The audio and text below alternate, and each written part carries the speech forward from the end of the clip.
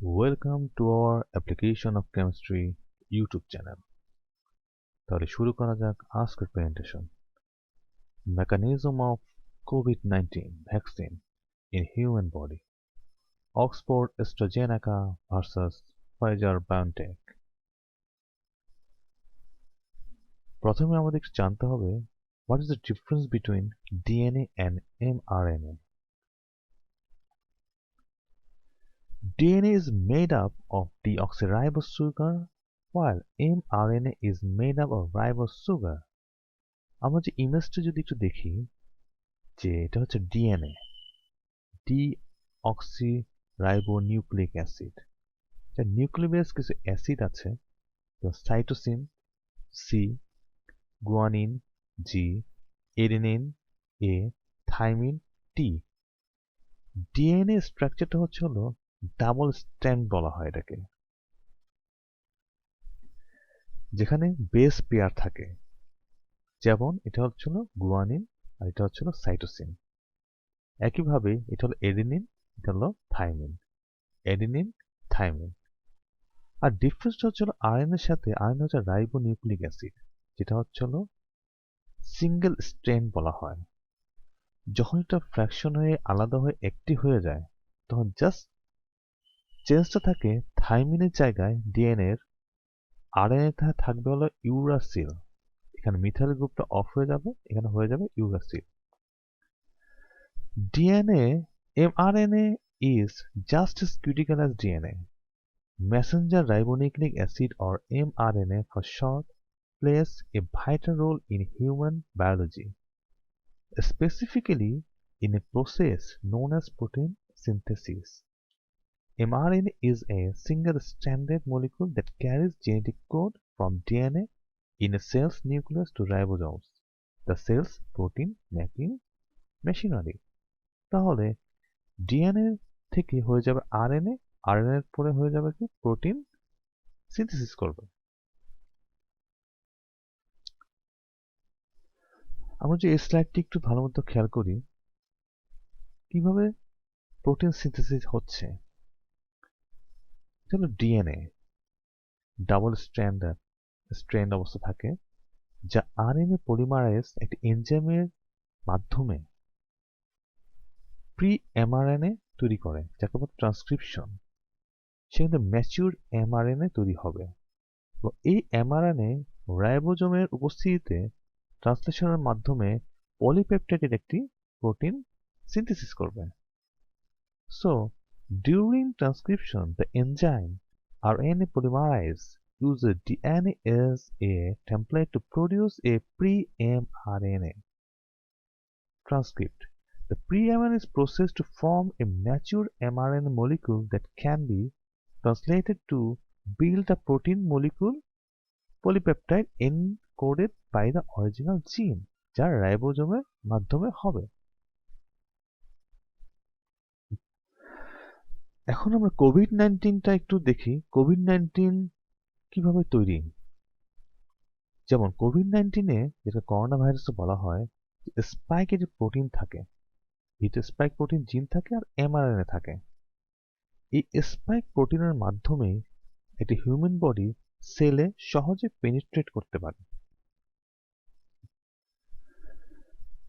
Formulation of vaccine অক্সফোর্ড-এস্ট্রাজেনেকা and ফাইজার-বায়োনটেক কিভাবে তাদের ভ্যাকসিনটিকে formulate করেছে কি কি ইনগ্রেডিয়েন্ট আছে যে অক্সফোর্ড-এস্ট্রাজেনেকা it contains the weakened adenovirus encoding the SARS-CoV-2 spike glycoprotein আমরা জানি একটি ড্রাগে বা ভ্যাকসিনে একটা অ্যাক্টিভ পার্ট থাকবে আর থাকবে এক্সিপিয়েন্ট একইভাবে এখানে এক্সিপিয়েন্ট হচ্ছিল L histidine hydrochloride monohydrate magnesium chloride hexahydrate polysorbate 80 ethanol sucrose sodium chloride disodium edetate dihydrate water for injection একইভাবে ফাইজার-বায়োনটেকে থাকবে অ্যাক্টিভ ইনগ্রেডিয়েন্ট থাকবে nucleoside modified messenger RNA encoding the virus spike glycoprotein of SARS-CoV-2 আর lipid থাকবে salt থাকবে and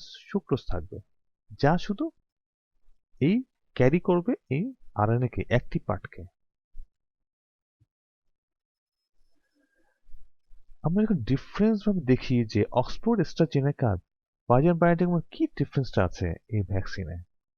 main হচ্ছে হলো Oxford AstraZeneca DNA inside adenovirus. The researchers added the gene for the coronavirus spike protein to another virus called an adenovirus. DNA inside an adenovirus, তার মানে Oxford AstraZeneca যে adenovirus use করা হচ্ছে সেখানে DNA থাকবে। The Oxford-AstraZeneca vaccine for COVID-19 is more rugged than the mRNA vaccines from Pfizer and Moderna. DNA is not as fragile as RNA, and adenovirus tough protein coat helps protect the genetic material inside. তাহলে এই অ্যাডিনোভাইরাসের protein যে coat help করছে কাকে? এই DNA কে। আর DNA is not as fragile as like a RNA. As a result, the Oxford vaccine does not have to stay frozen. The vaccine is expected to last for at least 6 months when refrigerated at 38 to 46 degrees Fahrenheit or 2 to 8 degrees centigrade টেম্পারেচারে preserve করতে হবে এই Oxford AstraZeneca ভ্যাকসিনকে, তাই প্রিজার্ভেশনটা সুবিধা আছে। আর Pfizer বায়োএনটেকের ক্ষেত্রে তারা use করেছে active mRNA inside an oily shell. তার মানে এমআরএনএ সেটাকে সারাউন্ডিং থাকবে কি লিপিড ন্যানো পার্টিকেলস সারাউন্ডিং থাকবে। The vaccine uses messenger RNA, genetic material that our cells read to make proteins. The molecule called mRNA for short is fragile and would be chopped to pieces by our natural enzymes if it were injected directly into the body. So, to protect the vaccine, Pfizer and BioNTech wrapped the mRNA in oily bubbles made of lipid nanoparticles. Because of their fragility, the mRNA molecules will quickly fall apart at room temperature. Pfizer is building a special containers to dry ice, thermal sensors, and GPS trackers to ensure the vaccines can be transported at minus 94 degrees Fahrenheit or minus 70 degrees centigrade to stay viable. এজন্য Pfizer বায়োনটেকের ভ্যাকসিনকে আমাদের preserve করতে minus 70 degree সেন্টিগ্রেডে।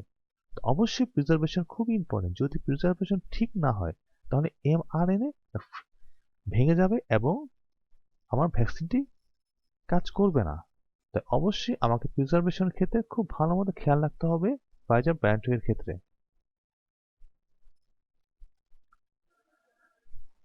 Oxford AstraZeneca entering এ sell, কিভাবে the ভ্যাকসিনটি কাজ করছে? After the vaccine is injected into a person's arm, the adenovirus bump into cells. So it's entering the cell, vaccine cell. The cell engulfs the virus in a bubble and pulls it inside. এটা bubble ফর্মে থাকবে, virus engulfed in a bubble. Once inside, the adenovirus escapes from the bubble and travels to the nucleus.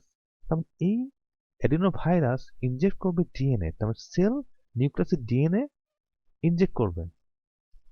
And the adeno escape from the bubble and travels to the nucleus, the chamber where the cell's DNA is stored.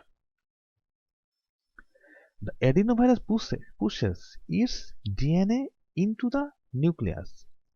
The adenovirus is engineered so it cannot make copies of itself, but the gene for the coronavirus spike protein can be read by the cell and copied into a molecule called messenger RNA or mRNA. এখানে mRNA আলাদা হয়ে যাবে। Main factor Pfizer বায়োনটেকের ক্ষেত্রে তারা ফার্স্টে mRNA কে তারা আলাদা করেছে এবং তাদের ভ্যাকসিনে অ্যাক্টিভ হচ্ছিল ডিরেক্টলি mRNA, যা অক্সফোর্ড অ্যাস্ট্রাজেনেকার ক্ষেত্রে ডিএনএ মাধ্যমে সেলে ঢুকবে, mRNA আলাদা করবে, আর ফাইজার বায়োনটেকে ডিরেক্ট mRNA থাকবে। So after injection, the vaccine particles pump into cells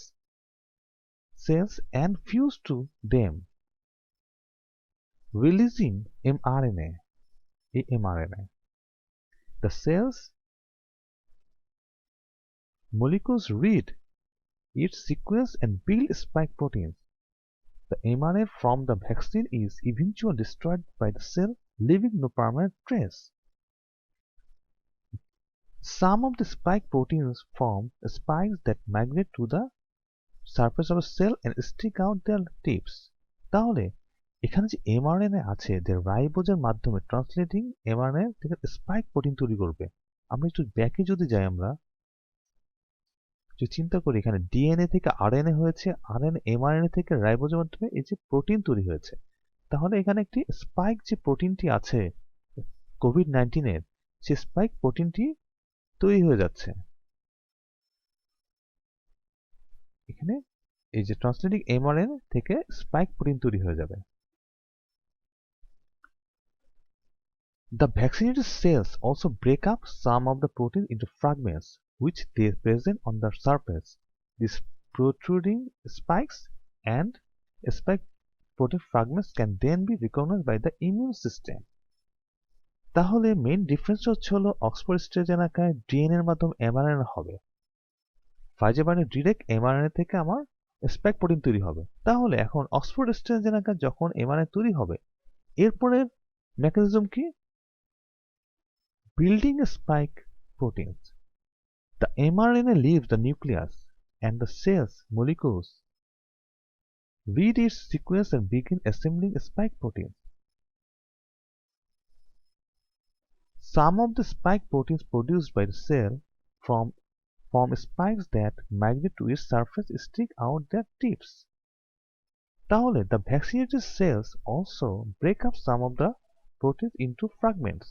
তাহলে একইভাবে এখানেও প্রোট্রুডিং স্পাইক তৈরি হবে, ডিসপ্লেইং স্পাইক প্রোটিন ফ্র্যাগমেন্ট তৈরি হবে। mRNA থেকে রাইবোজের মাধ্যমে স্পাইক প্রোটিন তৈরি হবে এখানে। The adenovirus also provokes the immune system by switching on the cell's alarm systems. The cell sends out warning signals to activate immune cells nearby. By raising this alarm, the Oxford-AstraZeneca vaccine causes the immune system to react more strongly to the spike proteins.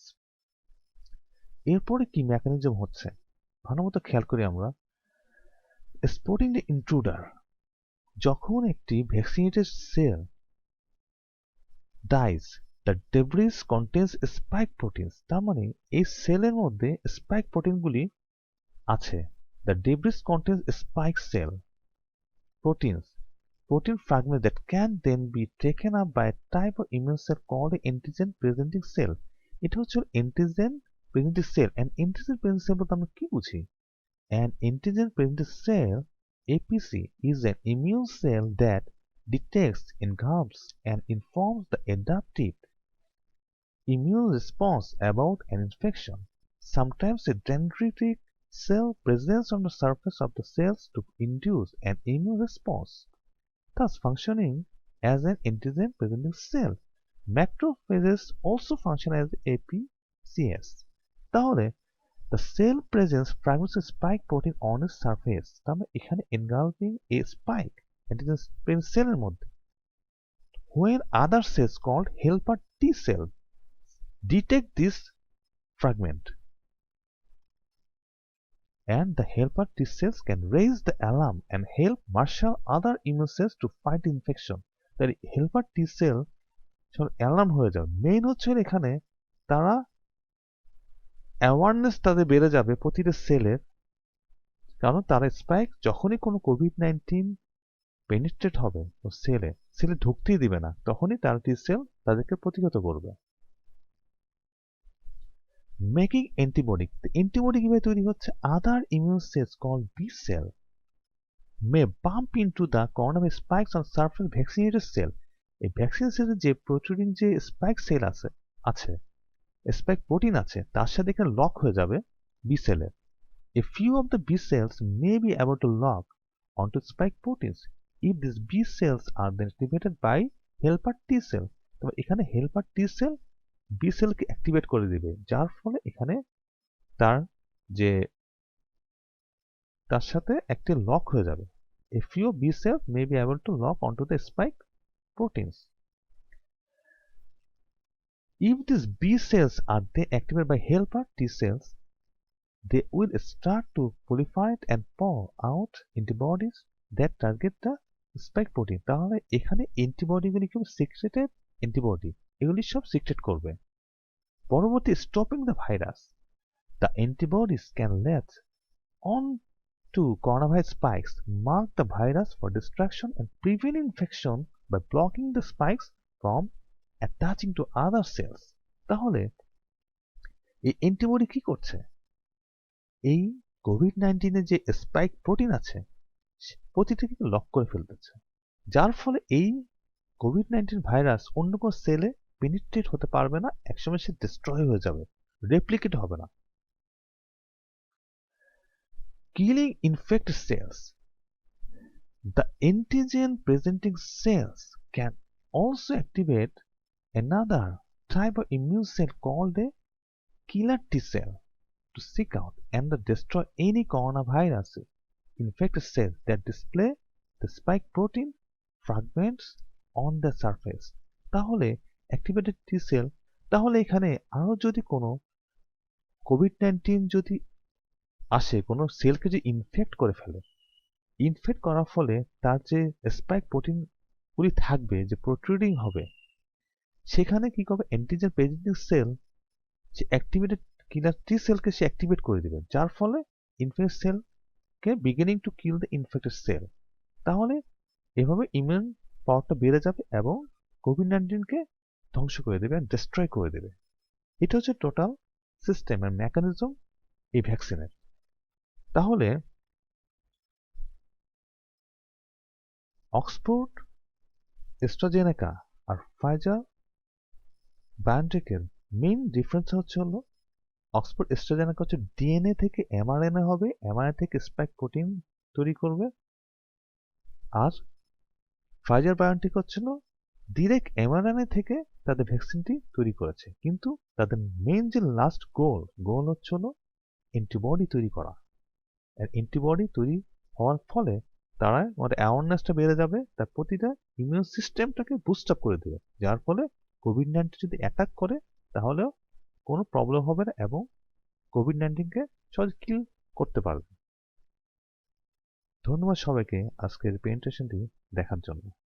আশা করি আপনারা বুঝতে পেরেছেন। ধন্যবাদ সবাইকে। Thanks for wearing a mask. Please subscribe to our channel, Application of Chemistry YouTube channel, for notification of next presentation.